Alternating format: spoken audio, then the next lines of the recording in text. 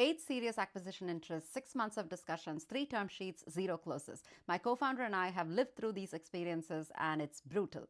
I'm Vidya. I'm a 3x entrepreneur now building final layer. I've raised $60 million and scaled the platform to 90 million users. And you can say I've lived through a lot of founder experiences. At an M&A discussion that we were having with a large internet company a few years ago, one of the guys on the other side, who himself had come there through an acquisition, basically looked at me and said, look, your first term sheet may not close, but it's not a big deal. Don't worry about it.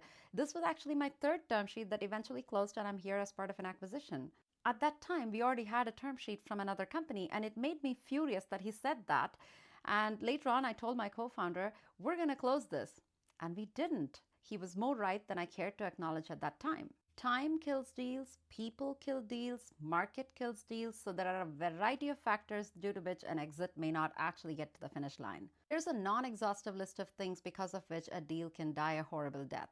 Number one, your internal champion at the buyer lacks the influence to overcome objections. They may be too junior, they may not have the right influence, they may not have a key stakeholder buy-in, whatever it is. Number two, there's always a product manager or an engineer at the other side who thinks your product can be built in 3 months and they can do it. Number three, key stakeholders on your side hold out for better deals, delaying too much. Sometimes it's your board, sometimes it's your co-founders. Whoever it is may think they can shop it around and find better term sheets or whatever it takes, delaying the one that you have on hand. Unnecessary nitpicking and delays is a great way to cool off buyer interest, and after some time, they're no longer interested.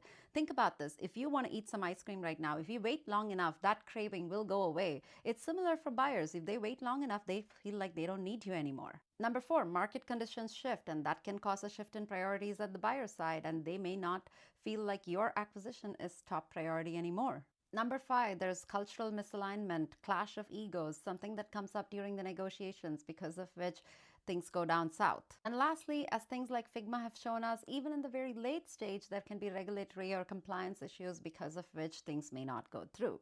Now, especially in today's climate, it is so important to build with strong unit economics and build to survive on your own rather than rely on an acquisition as an exit.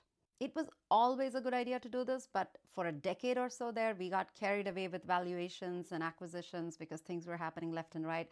But I think we're back to a stage where it's really, really important to build to survive on our own. I want you to remember, for the successful acquisitions that emerge on the other side, there's usually a village that is supporting that acquisition to make it happen. Usually influential investors, influential board members, a strong internal champion. So it's beyond just the founders. Of course, the founders may play a major role in it, but there's a lot of other factors too.